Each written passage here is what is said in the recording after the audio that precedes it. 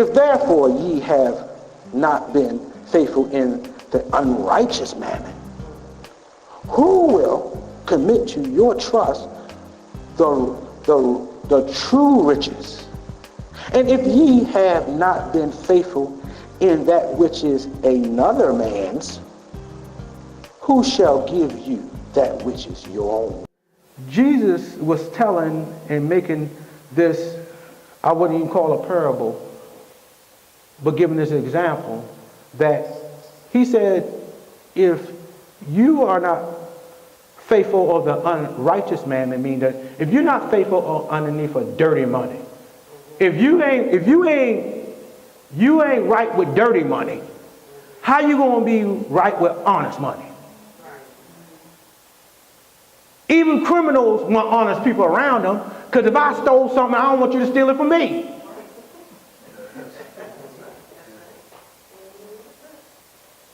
So if you're not righteous in somebody else's work, how God gonna commit you to something of your own? The first test of wealth, of success, and how you elevate yourself is how you treat other people's stuff and how you treat other people. God will test you when you got to work for somebody you don't like. God will test you with a mean boss. God will test you with folk that's crazy. God will test you with a crazy girlfriend or a crazy boyfriend before you get married.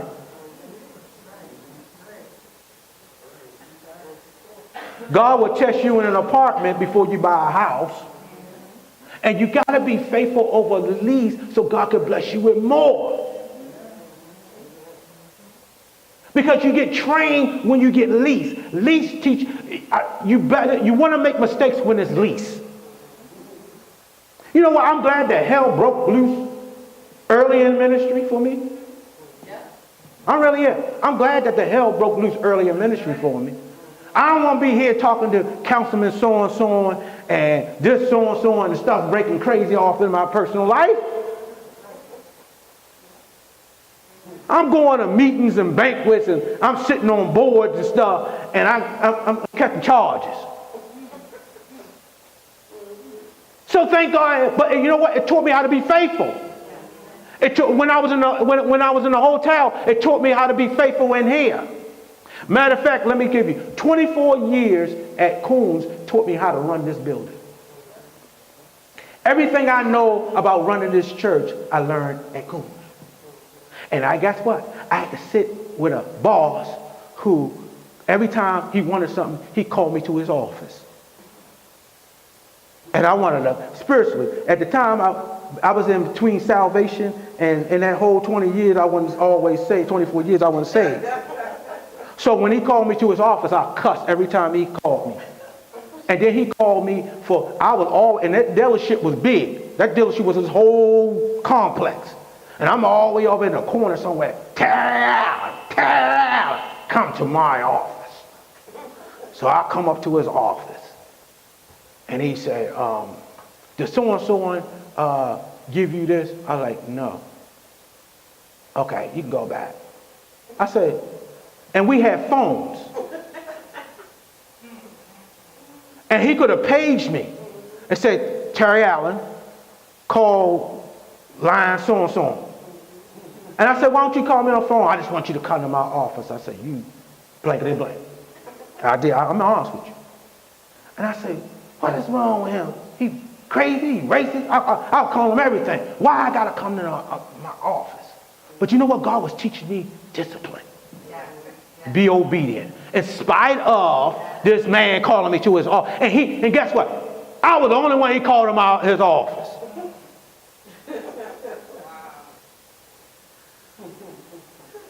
But you know what? I had to take that, but he was leaning on everybody. So finally, somebody asked a question. With Terry Allen. I was at the store somewhere. People looking for him. People looking for him. And he called me in the office. He said, people looking for you. I said, well, boss, I was at Lowe's getting some stuff because something was broke down. It was leaking in the basement. I was fixing it. He said, you ain't got to tell me. He said, I trust you. He said, I know you're doing work. I said, oh. I said, why are you calling you in my office? He said, I just like to see you come to my office. just to make sure you're around. He said, when I know you don't come, he said, I know you're not even on the property because you come. I said, still don't make it right for you calling me your office. But I was faithful. So when God called me to do something, guess what I do? I come running God. And I'm used to somebody in charge of me, and I was faithful. I make sure I kept everything together. I make sure I kept the budget down. And you know what God was teaching me how to run his church. 24 years. Now I had to buy all the finances, I had to buy the toilet paper, I had to hire people, I was a manager, I had to work with people. Guess what? He was teaching me how to run the church. And for 24 years, don't you think they didn't try to let me go in them 24 years? You know how many times they tried, the Wile E. Coyote tried to get the road runner? And every time they tried to lay me off, I went, meet. I still was working there. Every time they lie on me, meet. You know why? Because I start following God. And I worked like I was working unto the Lord. And when God do something for you, God will give you the equipment to do it with. And if you got a gift, he'll make room for you. Your gift will make room. When you got a gift and God can use it, God will have a place prepared for you to come to. And I tell people, when you working for another man's, offer that other man something that he needs. Don't come to a job where if you got 3 different gifts and you see everybody can swing a hammer, can build something, but you know how to bricklay too, or you know how to do some plumbing too. Don't offer the man when you see everybody sitting there knocking on wood. I can build a deck. Well, I got 10 of them. Oh, I know how to do some plumbing. Oh, that's what I offer, something somewhat obsessed where you're going, and God will give you the gift, because you know what? Within you have wealth in your hands. Isaiah said it. He'll give you the ability to gain wealth. You know how God will give you an opening, so he'll train you to get your own. Because we're supposed to be kings and priests. Everybody can be a king and a priest. Everybody should be praying. Everybody should be running something. Everybody should have dominion over their own home. But first we got to get dominion of our own personal life. If you ain't king of your own life, how you going to be king of somebody else's? First thing Jesus said, you got to first get your house together. You got to be faithful over the least things, the small things, and I'll bless you much. If you're faithful, that's why I tell you got to have faithfulness. Faithfulness is an unwavering belief. You're not going to give up. You're not going to give it. I'm going to keep coming no matter nobody comes. That's why I tell people, it don't matter if 2 people, 3 people come to the church, you come. Because everybody ain't going to heaven. God's going to judge us if we don't get out the bed. Here it is again. You go to work. Some of us that work, some of us don't. But you get up. But when you did work, you got up 6 o'clock in the morning, got the kids together, dress the kids, feed them breakfast, fight with traffic, folk flipping you the bird. You didn't get paid to go to work if you got to drive, sit in traffic, get on a job, looking at somebody, checking clock, watching you. Got to do all this work. Don't pay you for it all the time. Put more work on you. Don't give you the money for it. And you go back home, got to pick up something to eat or cook something to eat. Put the kids there, make sure they do the homework. If you got kids, do this, do that, do that. And then you finally get some peace at 10 o'clock at night. And then you eat at 10 o'clock at night. You know why you're getting big? Because you're eating at night and going to sleep. Just to help somebody else out. And you do that 5 days a week. And then when the rain comes, you came from rain, snow, sleet, and hail, and go to work. But when it's time to worship God, and you're asking God for, God, I need bill money. God, I need my light bill due. God, I need this. God, I need some health.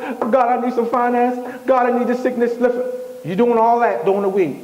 But in church you say, oh, it's raining. I'm going to turn over and go, I'm going to take a nap. Now, on Sunday, we start service, and most services don't start to 10 o'clock or 11:30. You ain't got no traffic outside. Now, our church, you ain't got to dress up real good, because I got yellow tennis shoes on in the pulpit, so you know you can dress casual. Amen? So you ain't gotta be all tied up if you don't want to. If you want to, we don't care as long as you ain't naked around here.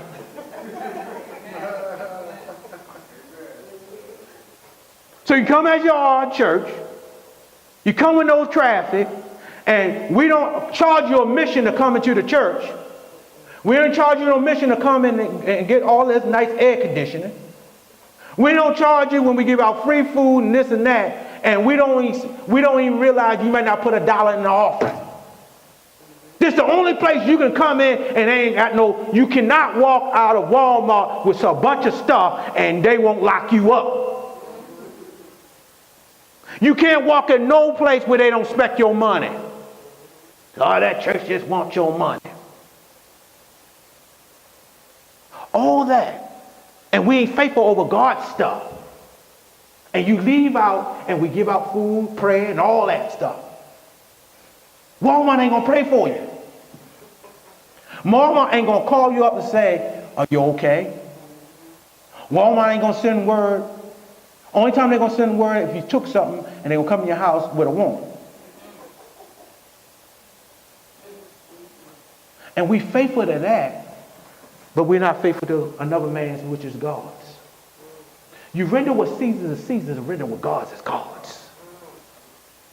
All I tell you to give God his, and God only want 1/10 of the 90. Not just the money, but your time and your talent. The government take 1/3 out of your check, and the government don't even trust you to give it. They take it before you get your money. And we rob God. And God only wants 1/10 of what you got. The rest is yours to do with what you want with, as long as it's holy. But if you seek ye the kingdom of heaven first, and all his righteousness, everything will be added. While you seeking God, while you're going after God. That's why I tell people, I see things in people that's much more than it, and God talked to me, but I can't tell him. I see mighty stuff in folk, but you know what? I can't want more for you than you want for yourself. I can't give you more than what God gives you. And you got gifts and talents in you. Everything is in seed form, but if you don't fertilize it. One scripture said, Apollos watered and Paul planted, but God gives the increase. If you got gifts, you got wealth. But you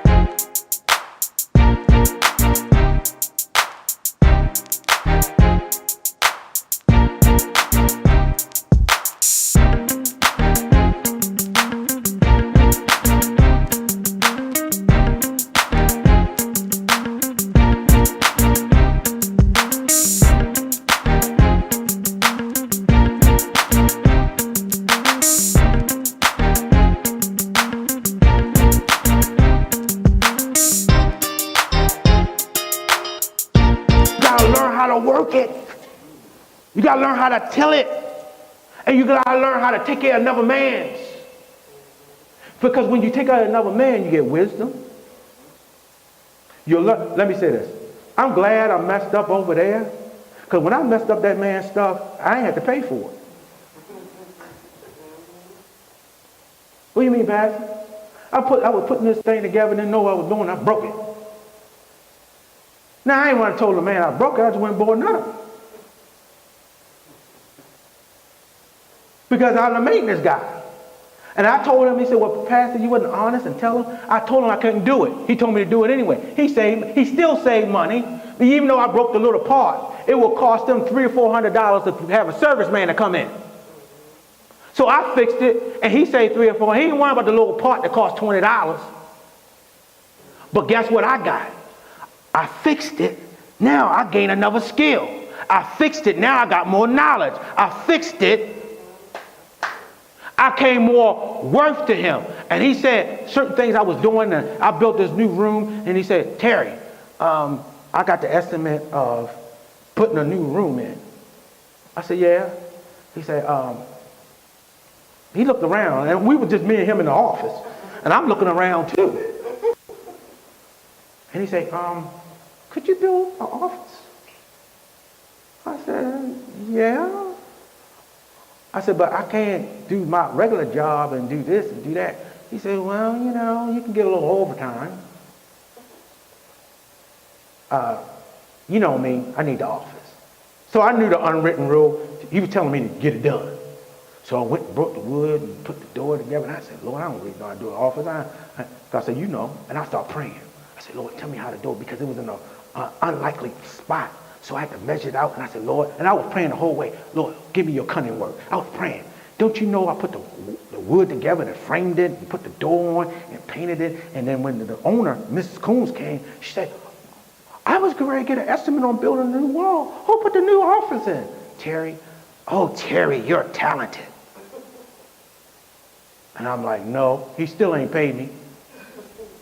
But guess what? When it was come time to build God's office, I already had the knowledge. When it come time to do certain things, I already had. And so because I was faithful over somebody else, God blessed me. And so when you start working for somebody else and you faithful over somebody else's stuff, you get wisdom, you get knowledge, and you get wealth. And God will give you glory, because people was praising me for what? Building something that I never thought I'd do. And I was proud of it, because every time I walked by that place, I said, I built that wall.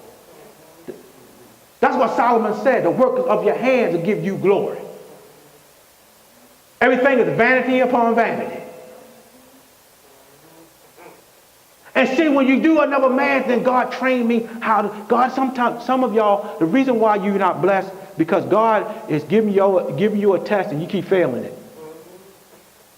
And the reason why you're going back, if you got some things you still going backwards to, and it seems like it ain't changing, you keep taking every time you mess up, God ain't